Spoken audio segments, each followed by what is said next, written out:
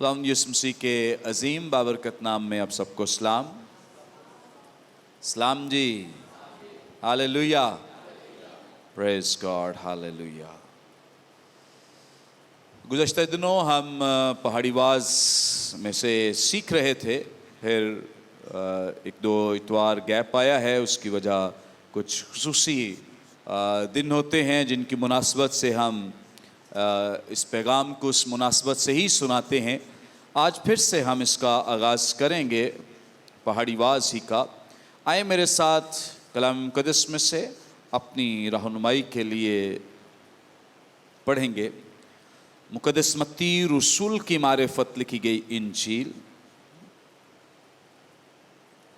इसका 6 बाब।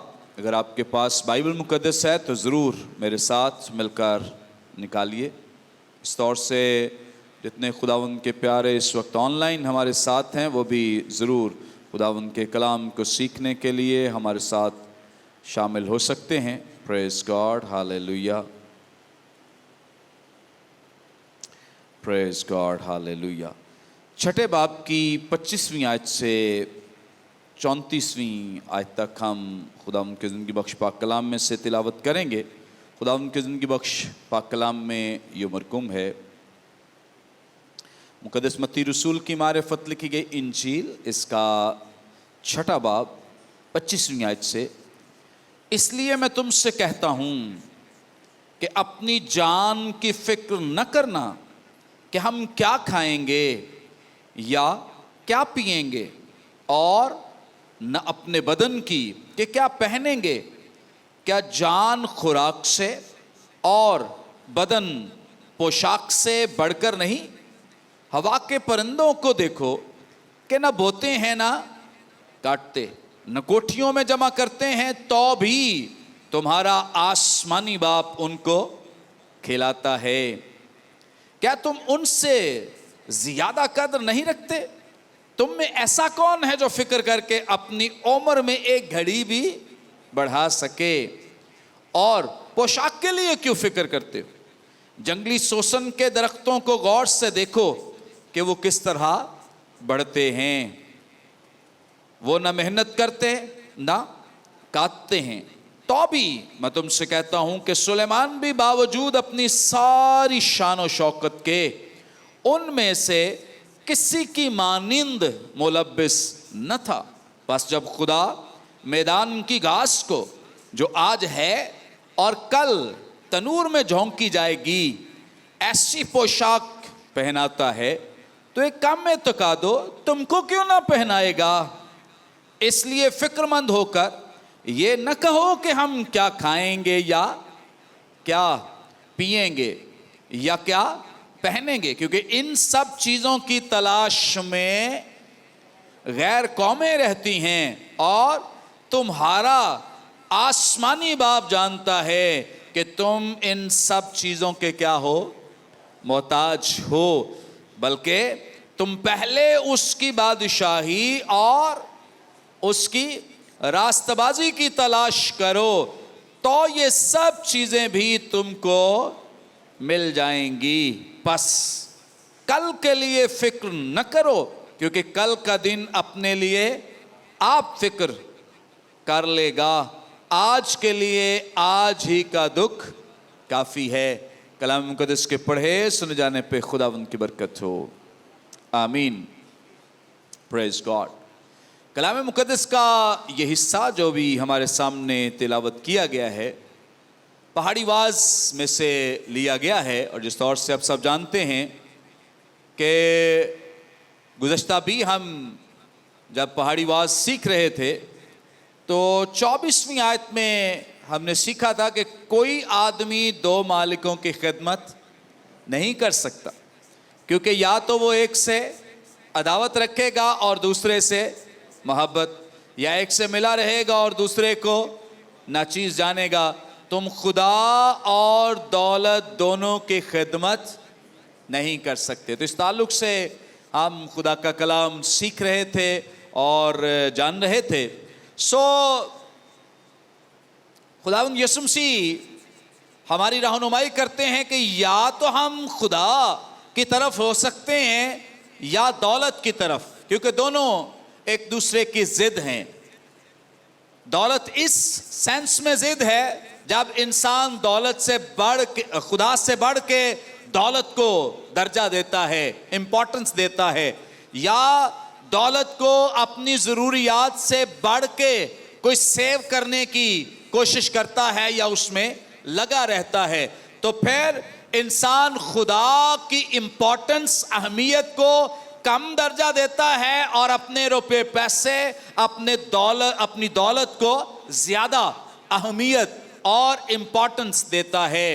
इस एतबार से जब वो खुदा को कम दर्जा देता है, दौलत को ज़्यादा देता है, तो इसका मतलब है कि ये शख्स खुदा के लायक नहीं है। ये शख्स दौलत के फिक्र तरद्दुद में पड़ा है, पैसे जोड़ने के। आज बहुत सारे लोग हमें खुदा के करीब नजर नहीं आते हैं, इबादतों में नजर नहीं आते, चर्चेस में नजर नहीं आते, और बहुत दफा वो घर में भी इबादत दुआ से भागी हैं। काम काम, बस दिन रात काम करते हैं, मेहनत करते हैं, बहुत तरद्दुद करते हैं। किस लिए? पैसा जोड़ने के लिए, बच्चों के मुस्तकबिल के लिए, प्लॉट खरीदने के लिए, बच्चों को बाहर भेजने, और बहुत सारे हमारे मकासद हैं। सो जब इंसान पैसे की हवस में पड़ जाता है तो दरअसल वो अपने मालिक यानी खुदा को भूल जाता है। खुदा को क्या करता है? भूल जाता है। इसी कॉन्टेक्स्ट में आगे खुदावंद यीशु मसीह हमारी रहनुमाई कर रहे हैं कि तुम जिन चीजों के लिए तरद्दुद करते हो, फिक्र करते हो, भाग दौड़ करते हो, बहुत तुम इनके लिए एफर्ट्स करते हो और दिन रात लगे हुए हो कि हम ये ले लें, वो ले लें, तो खुदावंद यीशु मसीह कहते हैं कि इन तमाम चीजों की तलाश में कौन रहती हैं? गैर कौमें रहती हैं। फिर तुम्हारे और गैर कौमों में क्या फर्क हुआ? अगर तुम भी वही काम कर रहे हो, तुम भी उसी डगर पे चल रहे हो जिस डगर पे गैर कौमें चल रही हैं। आज गैर अक़वाम माल की और रुपए पैसे की और प्रॉपर्टीज और बहुत सारी और ऐसी चीजें हैं जिनकी दौड़ में वो दौड़ रहे हैं, एक दूसरे पे सबकत ले जाना चाहते हैं, एक दूसरे को मात देना चाहते हैं, आगे बढ़ जाना चाहते हैं। हमारा माल, हमारा पैसा फलां से बढ़ जाए, हमारी प्रॉपर्टीज फलां से बढ़ जाए। ये भाग दौड़ तो किनकी है? किनकी है? गैर कौम। इसीलिए तो गैर कौमें करप्शन करती हैं, इसीलिए तो गैर कौमें बेईमानी करती हैं, इसीलिए तो गैर कौमें अपने माल में खयानत करती हैं। क्यों? क्योंकि उन्हें जमीनी फिक्र तरद्दुद है। लेकिन खुदा का कलाम हमारी रहनुमाई करता है कि तुम तो गैर कौमों की मानद नहीं, तुम तो चुनिंदा लोग हो, तुम्हें तो चुना गया है, तुम्हें तो बुलाया, तुम तो कॉल्ड पीपल हो, तुम्हें तो इसलिए बुलाया गया है ताकि तुम खुदा का जलाल जाहिर करो। सो कॉन्टेक्स्ट हमारी रहनुमाई करता और मदद करता और सिखाता है कि खुदावंद यीशु मसीह किसी एक चीज के चुनाव के लिए हमें मोटिवेट कर रहे हैं, उभार रहे हैं, और आगे चल के वो कहते हैं कि अगर हम खुदा पे ट्रस्ट करेंगे, भरोसा करेंगे और खुदा का चुनाव करेंगे, तो 25वीं आयत हमारी रहनुमाई करती है, इसलिए मैं तुमसे कहता हूं कि अपनी जान के फिक्र, जिन बातों की भाग दौड़ में लगे हो, मैं तुम्हें कहता हूं कि इन चीजों की फिक्र ना करना। फिक्र करते हो तो दरअसल खुदा की इबादत से भागी हो, फिक्र करते हो तो दरअसल खुदा से दूर हो, फिक्र करते हो तो दरअसल तुम खुदा की इबादत, वर्शिप, कलाम, दुआ से पीछे रह जाते हो। इसलिए क्योंकि तुम्हें बहुत सारी और फिक्रों ने दबाया हुआ है, तुम्हें बहुत सारी और चीजों के तरद्दुद ने दबाया हुआ है, इसलिए तुम इबादत नहीं करते, खुदा के पास नहीं आते। अब इस रेफरेंस में जो अभी हमने आयत पढ़ी हैं, 25वीं आयत से जो 34वीं आयत तक का हिस्सा है, यहां 3 दफा खुदावंद यीशु मसीह ने इस बात का तज़किरा किया है कि फिक्र ना करो। पहली दफा यहां 25वीं आयत में लिखा है, इसलिए मैं तुमसे कहता हूं कि अपनी जान के फिक्र ना करना।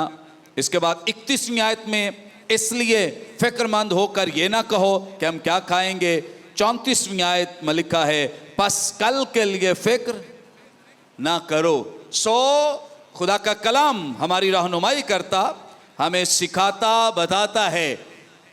3 दफा खुदावंद यीशु मसीह ने यहां तज़किरा किया है और एम्फसाइज किया है, जोर दिया है कि हम फिक्र ना करें, क्योंकि फिक्र करने से फायदा नहीं होगा, उल्टा नुकसान होगा। उल्टा क्या हो जाएगा? नुकसान हो जाएगा। बहुत सारी जिंदगियां आज जहाने फानी से इसलिए चली गई हैं क्योंकि वो बहुत सारी चीजों के लिए परेशान रहे हैं, फिक्रमंद रहे हैं। और अमसाल की किताब बयान करती है कि ये जो फिक्र है ना, फिक्र, ये जो परेशानी है, बिला वजह की परेशानियां, बिला वजह के तरह हाय बिल पता नहीं कितना आ जाना, पता नहीं आना है नहीं आना, कितना आना है, पहले ही परेशानियां, हाय पता नहीं अगला महीना किंज गुजरना है, हाय पता नहीं अगे इतनी महंगाई होगी हुण की होना है, बिला वजह। कभी आज तक खुदा ने आपको भूखा सोने दिया है? आपके बिल रह गए हो, आपके किराए रह गए हो, आपकी फी रह गई हो, कभी ऐसा हुआ है? फिर किस वजह से हम इन फिक्रो तरद्दुद की वजह से, अमसाल की किताब में लिखा है कि ये जो फिक्रमंदी है, ये जो परेशानी है, ये हमारी हड्डियों को घोल देती है। यानी हड्डियां जो हैं वो बुरना शुरू हो जाती हैं, जाया होना शुरू हो जाती हैं, हमारी कुव्वत खत्म हो जाती है। किस वजह से? फिक्र करने की वजह से। किस वजह से? फिक्र करने की वजह से। इसलिए मैं इस बात के लिए आप सबको इनकरेज करना चाहता हूं, खुदा का कलाम जिस तौर से हमें तालीम देता है कि हम फिक्र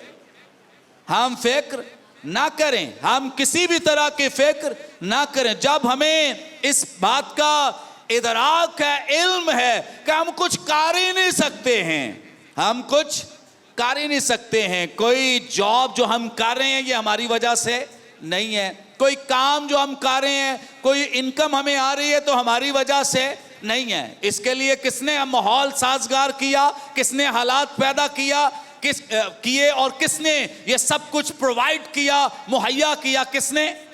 खुदा ने। तो फिर हम अगर जॉब नहीं अपनी एफर्ट से ले सकते, कोई इनकम अपनी एफर्ट से नहीं ला सकते, तो फिर याद रखें कि हमें इस बात के लिए भी फिक्रमंद नहीं होना चाहिए कि अगला खाना हमने कैसे खाना है। आमीन। सो खुदा का कलाम यहाँ पे जो सबसे पहली बात बयान करता है, जो 25वीं आयत में, इसलिए मैं तुमसे कहता हूं कि अपनी जान के फिक्र ना करना। यहाँ जो जान के लिए यूनानी जुबान का लफ्ज़ इस्तेमाल हुआ है, पसूखे लफ्ज़ इस्तेमाल हुआ है, और इसका मतलब जस्मानी जिंदगी है। क्या?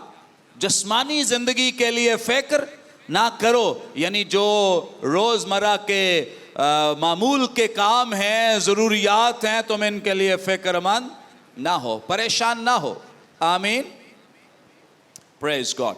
और 3 दफा, जैसे 3 दफा मैंने कहा ना कि खुदावंद यीशु मसीह ने यह बयान किया कि फिक्र ना करो, तो 3 ही दफा खुदावंद यीशु मसीह ने मुख्तलिफ रीजंस दी हैं, वजूहात दी हैं कि परेशान क्यों ना हो, फिक्र क्यों ना करो। नंबर 1, क्योंकि तुम्हारा बाप आसमानी है।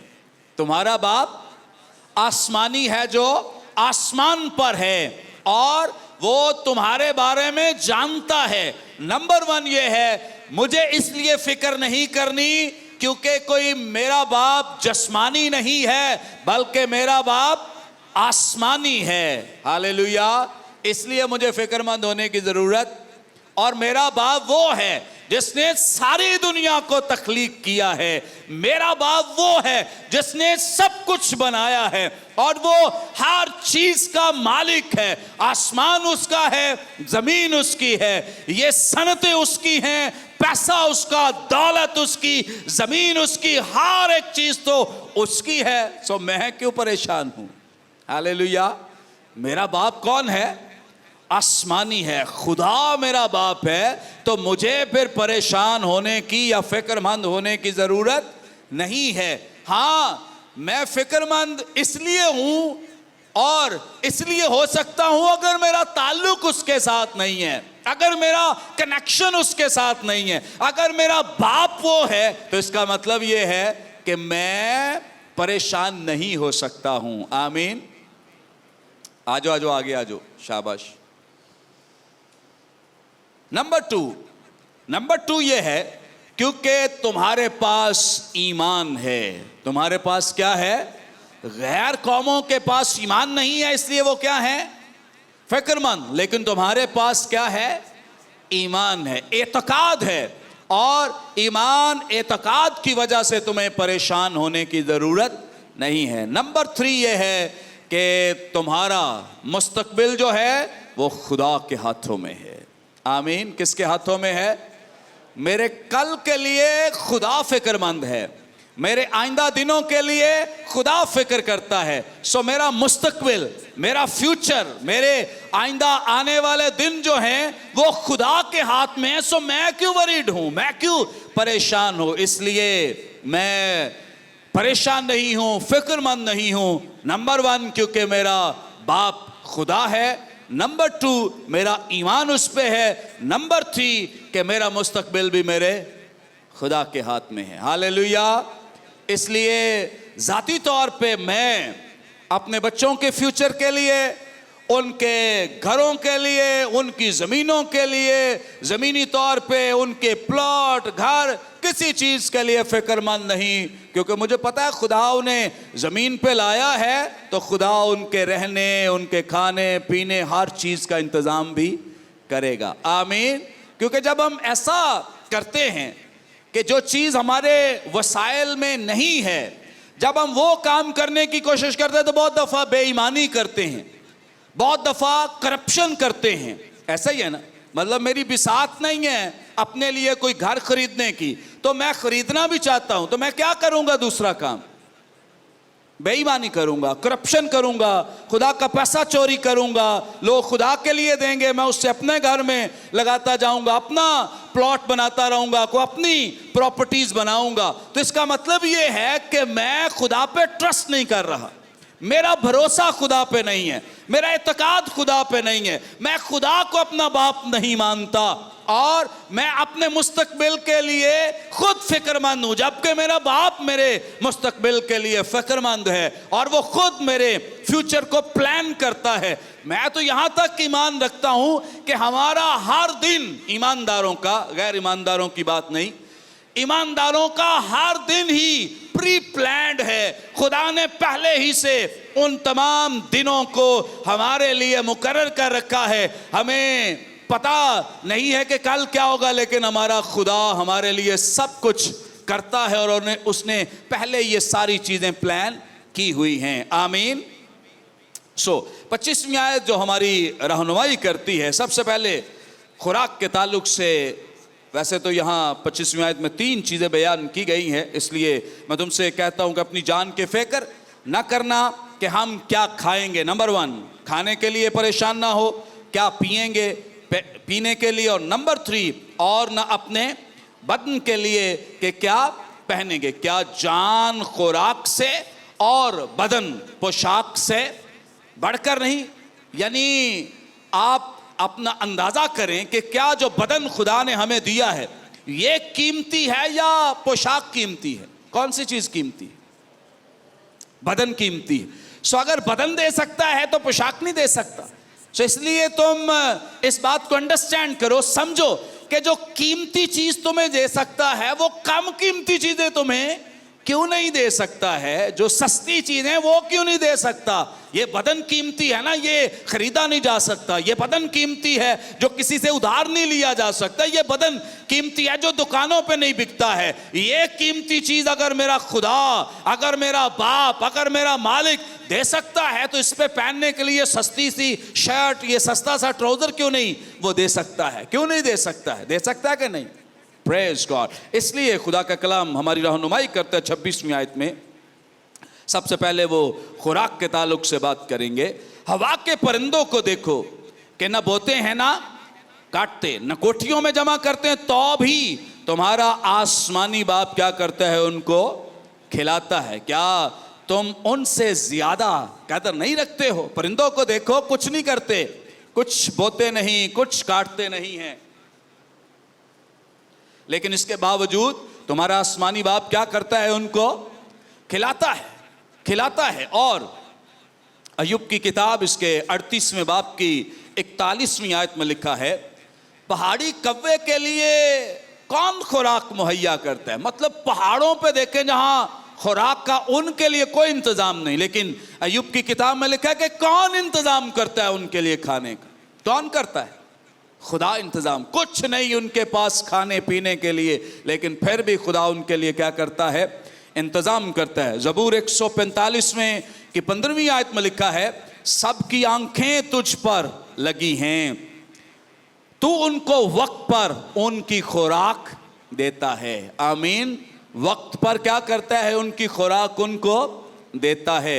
ज़बूर 147वां इसकी 9वीं आयत में लिखा है, जो हैवानात को खुराक देता है और कव्वे के बच्चों को जो काएं काएं करते हैं, ये सब अगरचे कुछ नहीं एफर्ट कर सकते, लेकिन तो भी हमारा आसमानी बाप इनको खाने के लिए देता है। इसलिए खुदावंद यीशु मसीह यहाँ पे कह रहे हैं कि तुम्हें खाने के लिए पीने के लिए परेशान होने की जरूरत नहीं है। अगर तुम्हारा बाप इन परिंदों को खिला सकता है तो तुम तो उसकी छवि पर बनाए गए हो। तुम तो वो लोग हो जिन्हें उसने चुना है, अलग किया है, बुलाया है, कॉल्ड पीपल हो। और तुम तो वो हो जिनसे वो मोहब्बत रखता है, अकीदत रखता है, जिनके लिए उसने अपने बेटे हमारे मुनज्जी खुदावंद यीशु मसीह को दे दिया। अब तुम्हारा क्यों नहीं ख्याल करेगा?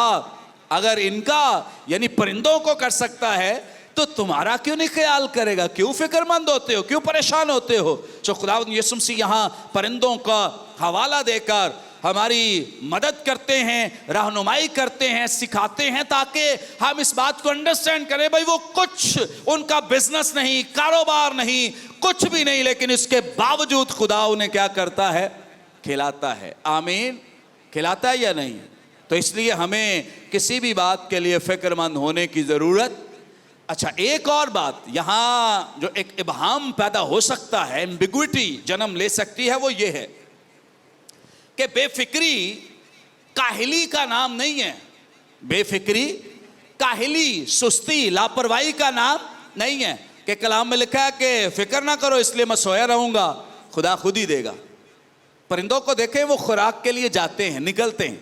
खुराक तो खुदा मुहैया करता है, लेकिन वो अपने ठिकानों से बाहर निकलते हैं, एफर्ट करते हैं, कहीं ना कहीं उनकी खुराक मौजूद है, वहां वो जाते हैं जहां खुदा ने उनके लिए खुराक का इंतजाम किया है। सो इस बेफिक्री का मतलब किसी भी लिहाज से काम ना करना न समझा जाए कि यहां काम न करने के लिए कोई इनकरेजमेंट है, या काम ना करने की कोई तकवीयत है, या काम ना करने की कोई तालीम है, या सुस्ती की तालीम है, या काहिली की तालीम है। बिल्कुल भी ऐसा नहीं है। खुदावंद जिंदा खुदा ने जो सबसे पहला आदम तख्लीक किया, बनाया, उसको भी फारिग नहीं रहने दिया। उसको कहा कि क्या कर तू बाग में बागबानी कर, क्या कर? बागबानी कर। उसको काम दिया ताकि जो कुछ यहां लगाया गया उसका ख्याल करे और उसकी निगहदाश्त करे और उसके लिए एफर्ट करे, तगोदो करे, काम करे। अमसाल की किताब भरी पड़ी इस बात के लिए। एक काहिल तू चूंटी के पास जा, एक काहिल तू उसको देख, उसकी रविशों को देख, किस तरह से वो निकलती है और अपने लिए काम करती, एफर्ट करती है। मुकद्दस पौलुस थिस्सलुनीके की कलीसिया को खत लिखते हुए बयान करते हैं, रहनुमाई करते हैं कि जो काम ना करे वो खाने भी ना पाए, उन्हें खाने के लिए भी ना दो जो काम नहीं करते। सो खुदा का कलाम काम ना करने के लिए हमें किसी भी तरह की तालीम नहीं दे रहा। हाँ, काम करें, मेहनत करें, एफर्ट करें, तगदो करें, जाफशानी करें, और इसके साथ जो तालीम दी जा रही है कि हम अपना काम करें और खुदा को अपना काम करने दें। जो खुदा का काम है वो खुदा करे, जो हमारा काम है वो हम करें। हमारा काम है मेहनत करना, बरकत देना, प्रॉस्पर करना, उसको बढ़ाना, उसमें और ज्यादा चीजों की बिसात को बढ़ा देना, बरकत को बढ़ा देना। ये किसका काम है? खुदा का काम है। आमीन। हमारा काम मेहनत करना है, बरकत देना किसका काम है? खुदा का काम है। और जो चीजें खुदा ने हमारे लिए ज़मीन पे रखी हैं वो ज़रूर ही हमें मिल जाएंगी। हमें उन चीज़ों के लिए फ़िक्रमंद होने की, परेशान होने की ज़रूरत नहीं है। हम बिल्कुल भी जो चीज़ें हम नहीं कर सकते, हाँ, अगर आप अपने वसाइल में रहकर घर खरीद सकते हैं, खरीदें। आप अपने वसाइल में रह के अपने बच्चों के लिए प्रॉपर्टीज़ बना सकते हैं, ज़रूर करें। अपने वसाइल में रह के आप अपने इर्द गिर्द के लोगों की फिक्र कर सकते हैं, उनको कुछ खिला सकते हैं, मदद कर सकते हैं, गरीबों यतीमों की ज़रूर करें। ये सब कुछ ज़रूर करें। अगर खुदा ने आपको ये तकवीयत दी है, बिसात दी है, पैसा दिया है, लेकिन इसके साथ अगर ऐसा नहीं है तो हमें नाजायज़ ज़राए के ज़रिए से घर बनाने, प्लॉट खरीदने या कोई और काम करने की इजाज़त नहीं है। आमीन। समझ आ रही है? बहुत बैलेंस, तवाज़ुन जिस कलाम में मौजूद है कि हमें मेहनत करनी है, काम करना है, खुदा की तरफ अपनी निगाहें लगानी है, और खुदा खुद ही जो चीज़ें हमें रिक्वायर्ड हैं, जिनकी हमें ज़रूरत है, वो क्या करेगा? मुहैया करेगा, और वक्त पर मुहैया करेगा। लेकिन जो चीज़ें हमारे लिए नहीं हैं, ज़रूरी नहीं है, या जो हम अपने वसाइल में रहते हुए नहीं कर सकते, हमें उनके लिए नाजायज़ तरीके इस्तेमाल करके काम नहीं करना चाहिए। आमीन। सो ये हमें दोहरी तालीम यहाँ पे मिल रही है। एक तो ये तालीम है कि हमें ईमानदारी से काम करना है, और नंबर 2 ये तालीम है कि हमें किसी भी लिहाज से बेईमानी से काम नहीं करना। ईमानदारी, दयानतदारी के साथ जो काम भी करें। इसलिए कलाम हमारी रहनुमाई करता है। ये जो फ़िक्र के लिए लफ्ज़ इस्तेमाल हुआ है, मैं ज़रा थोड़ा सा इसके ताल्लुक से बता दूं। फ़िक्र करना मतलब, अभी आप सुबह जब आए हैं तो ऑब्वियसली दोपहर के खाने की फ़िक्र होगी। कुछ ख़वातीन, बहनें, माएँ जो हैं वो अपने बच्चों के लिए खाने के लिए सुबह को इंतज़ाम कर देती हैं, कुछ रात को कर लेते कि जब हम चर्च से आएँ। ये अच्छी फ़िक्र है, ये अच्छी फ़िक्र है, ये कोई बुरी फ़िक्र नहीं है। लेकिन जिस परेशानी या फ़िक्र की बात यहाँ पे की गई है, ये है ज़रूरत से ज़्यादा परेशान होना। ज़रूरत से ज़्यादा परेशान होना, यानी अच्छी चीज़ के लिए फ़िक्रमंद होना या एक अच्छी पॉजिटिव फ़िक्र करना दुरुस्त है। अपने बच्चों की फ़िक्र, भाई सर्दी आनी है, सर्दियों के कपड़े ले लें, फ़िक्र अच्छी है। और इसी तरह से स्कूल शुरू होने हैं, बुक्स ले लें, अच्छी फ़िक्र है। और उनकी फ़ी पे करनी, अच्छी फ़िक्र है। लेकिन इसके लिए जो परेशानी है, जिसका तज़किरा यहाँ पे खुदावंद यीशु मसीह कर रहे हैं, वो ये है कि जब हम इस फ़िक्रमंदी से आगे बढ़ जाते हैं, हाय ये कहाँ से आएगा, हाय ये कहाँ से पूरा होगा, ये जो हाय वाला चक्कर है, ये निकालना है अपनी ज़िंदगियों में से। ये जो दरमियानी एक फार्मूला हमारे हाथों में है कि हम खुद ही अक्लमंदी से ढूंढते रहते हैं कि हम क्या चक्कर चलाएं, क्या चक्कर चलाएं, उस चक्कर को ख़त्म करना है। और जब ये जहन में आए कि फ़ीस देनी है, ये काम करना है, वो काम करना है, और किराए देने, बिल्स देने, तो हमने उस वक्त अपनी निगाहें किस पे लगानी है?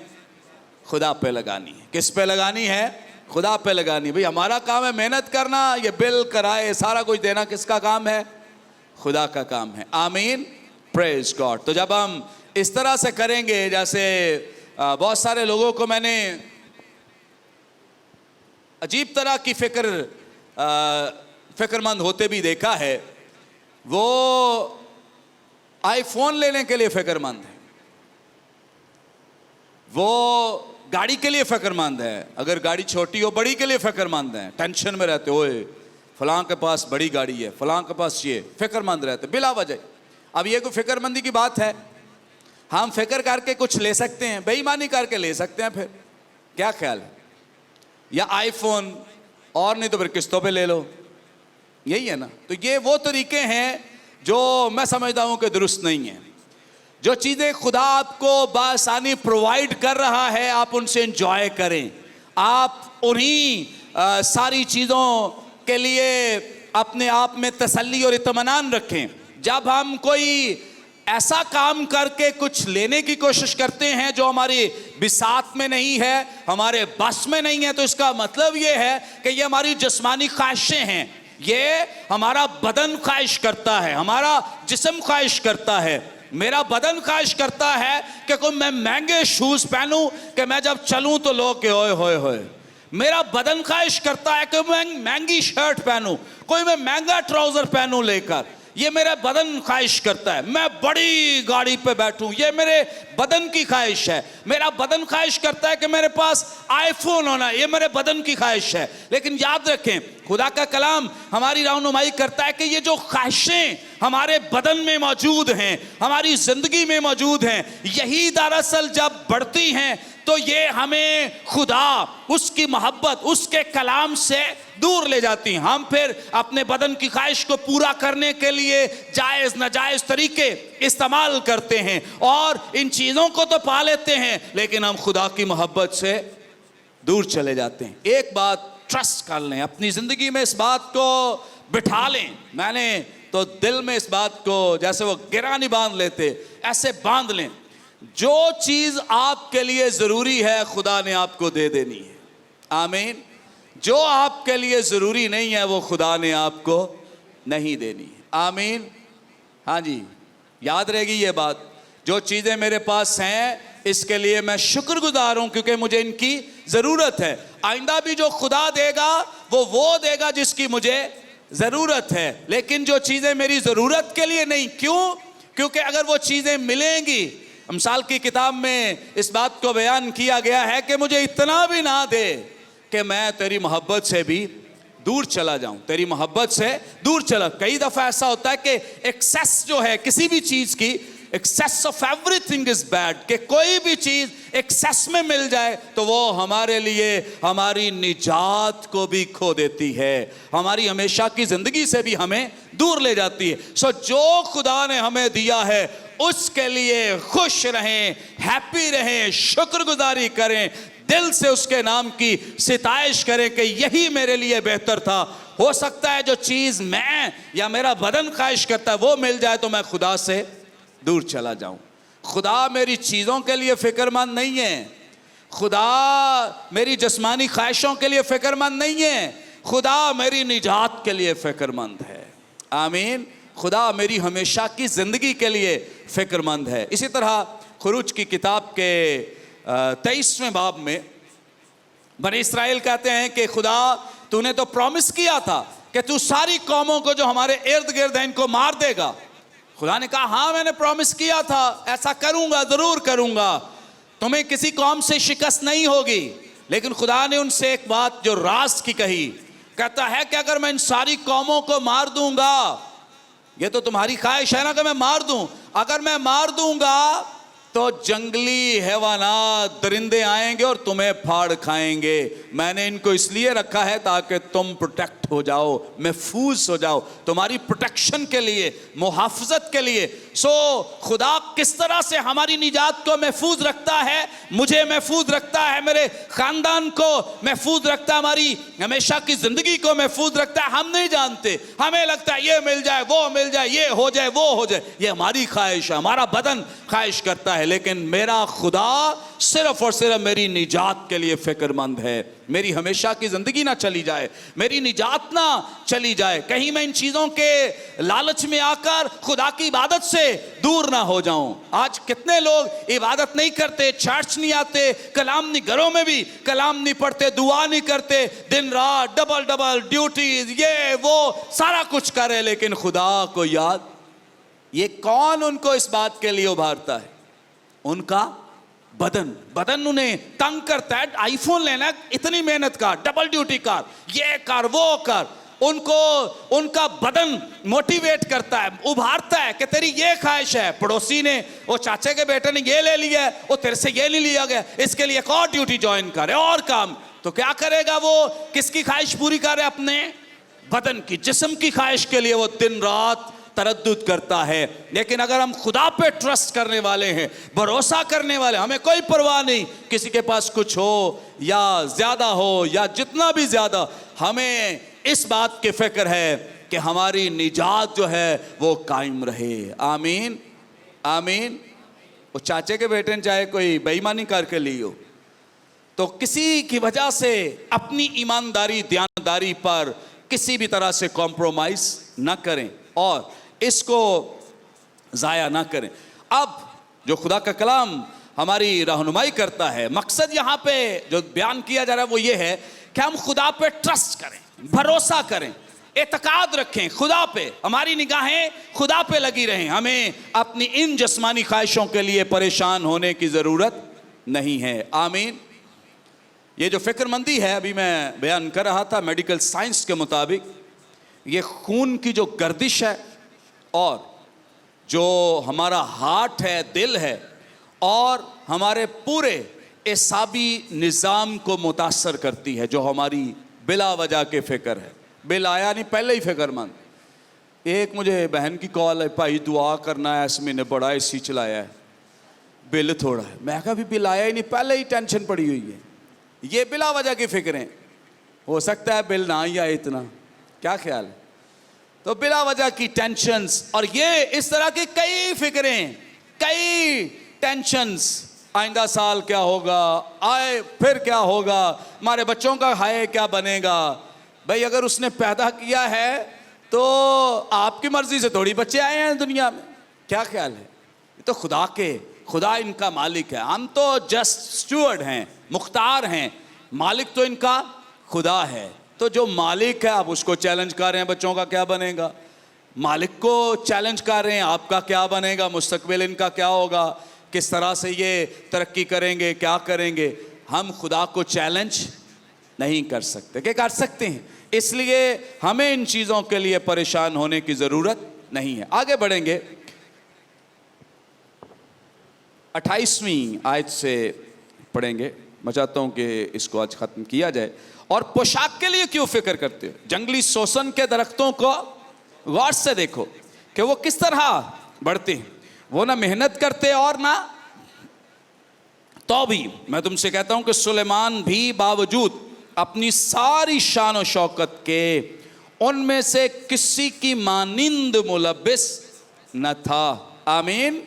बस जब खुदा मैदान की घास को जो आज है और कल तनूर में झोंकी जाएगी ऐसी पोशाक पहनाता है, तो एक काम में तो कहा दो, तुमको क्यों न पहनाएगा। Praise God, hallelujah. यहाँ जंगली दरख्तों की एग्जाम्पल देख के खुदा यीशु मसीह समझा रहे, सिखा रहे हैं फूलों की, और जो खुदावंद की ज़बरदस्त खूबसूरत मसनूआत हैं उनकी, कि किस तौर से खुदा ने इन दरख्तों को ऐसा लिबास, खूबसूरत लिबास पहनाया है, इनको ऐसी रानाई दी है और ऐसा हुस्न दिया है कि सुलेमान भी, अगर जो उसके पास बहुत दौलत थी, बहुत पैसा था, लेकिन इनमें से किसी की मानेंद वो मुलब्बिस, इन जैसा उसके पास कोई लिबास ना था। बड़ा अमीर था, बहुत पैसा था, लेकिन याद रखें कि जो हमें अट्रैक्शन और जो हमें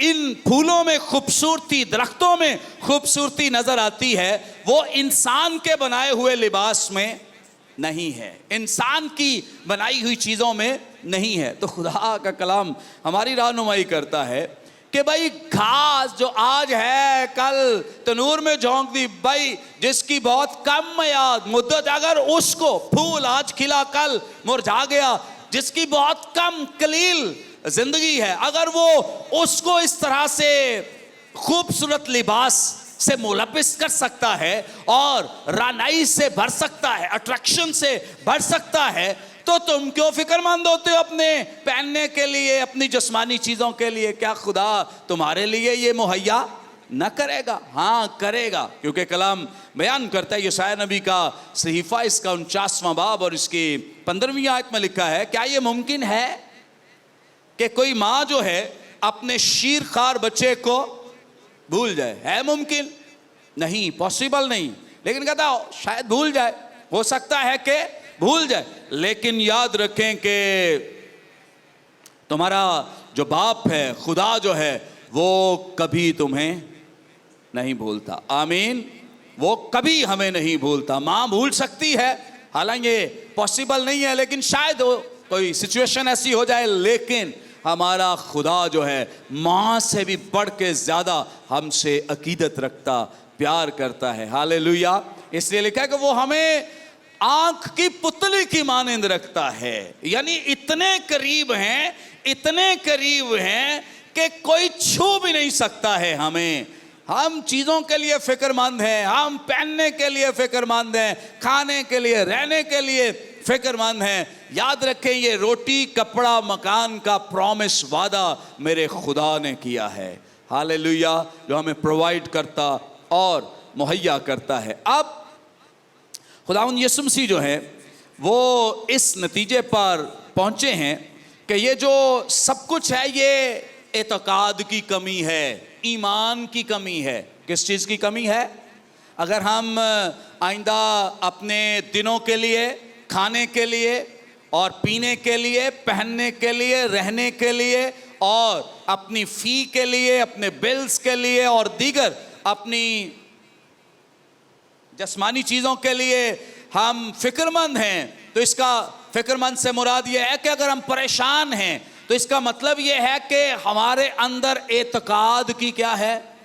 कमी है। ट्रस्ट नहीं करते, भरोसा नहीं है खुदा पे कि कैसे होगा, कैसे होगा और किस तरह से खुदा करेगा। हम खुद ही हाथ पांव मारते रहते हैं, हम खुदा की जगह ले लेते हैं कि चलो इधरों नहीं होया इधर कर लिए, इधरों नहीं होया इधर कर लिए। मतलब ये हमारी चालें हैं, हमारी फनकारियां हैं जो हम करते हैं। इसलिए ये सारा कुछ करते हैं क्योंकि हम खुदा पे ट्रस्ट नहीं करते, भरोसा नहीं करते, हमारी निगाहें खुदा पे नहीं लगी। इसलिए हम इन तमाम चीज़ों के लिए खुद ही हाथ पैर मारते रहते हैं, खुद ही हम मुख्तलिफ हथकंडे इस्तेमाल करते हैं और मुख्तलिफ तरीक़ों से हम जायज़ नाजायज़ ज़राए से अपनी ख्वाहिशें पूरी करते हैं क्योंकि हम खुदा पे ट्रस्ट नहीं करते। जब खुदा पे ट्रस्ट करेंगे, भरोसा करेंगे तो वो हमारी हर एक हाजत और ज़रूरत को, अच्छा अमीर करने का तो हमें यहाँ जिक्र नहीं मिलता कि खुदा अमीर बना देगा आपको, लेकिन ज़रूरत पूरी करने का वादा ज़रूर किया है। आमीन। सो इसलिए कई इस तरह के पैगामात भी हमें सुनते हैं, खुदा के साथ लग जाएं, देखें मैं यहाँ था, अब मैं यहाँ आ गया हूँ। अब आप क्या बेईमानियाँ करके आए हैं, कितनी करप्शन आपने की है और नाम खुदा का लगा दिया है। सो इस तरह की एग्जाम्पल ना दें। कलाम मुक़द्दस में हमें बहुत अमीर लोगों की मिसालें भी मिलती हैं जो खुदा के बहुत करीब थे और बहुत गरीब लोगों की भी मिलती हैं। लाजर की जो बड़ा क्या था, गरीब था, कुत्ते आकर उसके नासूर, लेकिन वो फिर भी खुदा के साथ क्या था, वफादार था। सो ये जो अमीर बनाना, ये जो माल देना, इसका तो कोई प्रॉमिस यहाँ नज़र नहीं आ रहा, लेकिन ज़रूरत के पूरा करने का ज़रूर हमें प्रॉमिस मिल रहा है कि वो हर एक हाजत और ज़रूरत को क्या करेगा, अमीर भी बना देगा अगर खुदा का प्लान है। अगर हम, जो पहले बात खुदावंद यीशु मसीह ने की है कि अगर हम दौलत को ज़्यादा इम्पोर्टेंस नहीं देंगे, दौलत को अपनी ज़िंदगी में ज़्यादा दर्जा नहीं देंगे, तो खुदा हमें अमीर भी बना सकता है। खुदा हमें अमीर भी बना सकता है, लेकिन इसके लिए फ़िक्रमंद होने की ज़रूरत नहीं है। कई ऐसे ही रात को सोच दो, कभी मेरे को करोड़ रुपया हो ना, करना कुछ नहीं है, कोई काम नहीं करते। मैंने यहाँ कई लोग देखे, करोड़ों के ख्वाब देखे, उनको रेडी ला लो, ला होना ही रेडी लानी है तो और क्या करना है, या पढ़ लेते फिर, क्या ख्याल है? वो भी नहीं करना, ये भी नहीं करना, करोड़ों के ख्वाब भी देखने हैं। तो इसका बहुत ही आसान सादा हल है, खुदा पे ट्रस्ट करें, वफादार हों और खुदा वक्त पे हमें सरफराज सरबुलंद भी करे। लेकिन ख्वाहिश नहीं रखनी अमीर होने की, no no no no no. अगर ख्वाहिश आ गई तो समझें कि हम खुदा की मोहब्बत से दूर चले गए। हमारी ख्वाहिश नहीं, खुदा कर दे तो ज़रूर कर दे। हाँ, जब हम खुदा के साथ वफादारी से चलेंगे तो खुदा हमें बहुत सारी चीज़ों से भी ब्लेस करेगा, बरकत देगा। आमीन। ये हमने पहले गाड़ी एक सेल की, उसके बाद महीने डेढ़ बाद ले भी ली, खुदा ने दे दी। तो कई फिक्रमंद ले अगले दिन बेचिए फिर ले लिए। वो मैं क्या, हम खुदा के साथ चलते हैं, भाई खुदा हमें मोहताज रहने देगा, वो खुदा हमें इस तरह छोड़ देगा? कैसी बातें करते हैं। हम खुदा के साथ चल रहे हैं, खुदा के साथ उसकी खिदमत वफादारी, ईमानदारी, दयानतदारी से करें, क्या खुदा मोहताज होने देगा? क्या खुदा हमें इस तरह से छोड़ देगा? किसी को भी नहीं ऐसे मोहताज होने देगा। खुदा किसी को भी नहीं छोड़ेगा। याद रखें, अगर हम ईमानदारी, दयानतदारी और वफादारी से उसके साथ चलते। अभी और कितनी बरकतें खुदा ने रखी हैं हम नहीं जानते। हमारा काम उनके लिए फिक्रमंद होना, हमारा काम ईमानदारी, दयानतदारी से उसका काम करना है। आमीन। हमारा काम उसकी खिदमत करना है। आगे जो उसने प्रोवाइड करना, मुहैया करना है, ये उसका काम है। कितने दरवाजे खोलता है, कब खोलता है, ये वो जानता है। लेकिन हमारा काम यह है कि हम ईमानदारी के साथ उसका काम करते रहें। ज़बूर 37वां उसकी 25वीं आयत में लिखा है, मुझे ये आयत बहुत पसंद है। मैं जवान था और अब क्या हूँ? बूढ़ा। मैं जवान था और अब क्या हूँ? तो भी मैंने सादिक को बेकस या बेयारो मददगार और उसकी औलाद को टुकड़े मांगते आप हों उसके लोग, आप हों उसके प्यारे, आप हों सादिकों की फहरिस्त में शामिल, रास्तबाजों की फहरिस्त में शामिल। और खुदा आपको बेकस छोड़ दे, बेआसरा छोड़ दे, बेसहारा छोड़ दे, पॉसिबल ही नहीं है, मुमकिन ही नहीं है। खुदा आपकी हर एक हाजत, हर एक ज़रूरत को क्या करेगा? पूरा करेगा। हालेलुया। सो इसलिए खुदा पे ट्रस्ट करें, भरोसा करें। 31वीं आयत से मैं पढ़ूंगा, इसको ख़त्म करेंगे, आखिरी हिस्सा है। इसलिए फिक्रमंद होकर ये ना कहो कि हम क्या खाएंगे या क्या पिएंगे या क्या पहनेंगे, क्योंकि इन सब चीज़ों की तलाश में गैर कौमें रहती है और तुम्हारा आसमानी बाप जानता है। तुम्हारा आसमानी बाप जानता है। एक तो गैर कौमें इन तमाम चीज़ों की इसलिए फिक्र में है क्योंकि उनका बाप आसमानी नहीं है, उनका बाप खुदा नहीं है। इसलिए वो क्या है? फिक्रमंद। वो खुद ही माल बनाने पे, ऐसी आपको हमारे कल्चर में एक दौड़ लगी हुई है, बस ये बना लो, वो बना लो, एक घर 2 3 4 बना लो, ये कर लो, वो, ऐसी दौड़। इसलिए क्योंकि कलाम बयान करता है कि ये लोग जो हैं अपनी जिस्मानी चीज़ों के लिए फ़िक्रमंद हैं, अपने बदन के लिए फ़िक्रमंद हैं, जिस्म के लिए, दुनियावी ख्वाहिशों के लिए फ़िक्रमंद हैं। लेकिन कलाम क्या रहनुमाई करता है कि तुम्हारा कौन बाप है? आसमानी बाप, खुदा तुम्हारा बाप है। इसलिए तुम्हें फ़िक्रमंद होने की ज़रूरत नहीं है। तुम्हें फ़िक्रमंद होने की ज़रूरत नहीं है क्योंकि तुम्हारा बाप आसमानी है जो खुदा है। और फिर कहता है कि वो तुम्हारी हर एक हाजत, ज़रूरत को जानता है कि तुम्हें किस किस चीज़ की ज़रूरत है। हालेलुया। जब हमारा खुदा जानता है तो हमें फिर वरीड होने, परेशान होने की ज़रूरत नहीं है। आमीन। बहुत सारे लोग महंगाई के लिए परेशान हैं, डिस्कस भी करते होंगे, ये महंगा हो गया, वो महंगा हो गया। अच्छा, हमारे घर में बड़ा एक इत्मीनान है, ना मेरी बीवी कभी कहती है महंगा हो गया, ना कभी मैं कहता हूँ। हम ट्रस्ट करते हैं खुदा ने तब भी दिया था, आज भी दे रहा है और कल भी अता करेगा। आमीन। अपने जो घरानों में ये गुफ्तगू है ये भी बंद कर दें महंगाई के बारे में और बहुत सारी जो फ़िक्र व तरद्दुद बिला वजह की ली हुई है। तो इसलिए खुदा का कलाम हमारी रहनुमाई करता है क्योंकि इन सब चीज़ों की तलाश में गैर कौमें रहती हैं और तुम्हारा आसमानी बाप जानता है कि तुम इन सब चीज़ों के क्या हो? मोहताज हो। इन सब चीज़ों के क्या हो? मोहताज हो। बल्कि तुम पहले क्या करो? अब उसूल बताने लगा है, उसूल, राज, भेद बताने लगे हैं। खुदा यीशु मसीह बता रहे हैं उसूल क्या है कि पहले क्या करो? उसकी रास्तबाजी और उसकी बादशाही की क्या करो तो ये सब चीज़ें तुम्हें मिल जाएंगी। एक जो पंजाबी तर्जुमा है वो है कि तुम्हें तानुए चूंगे च मिल जाएंगी।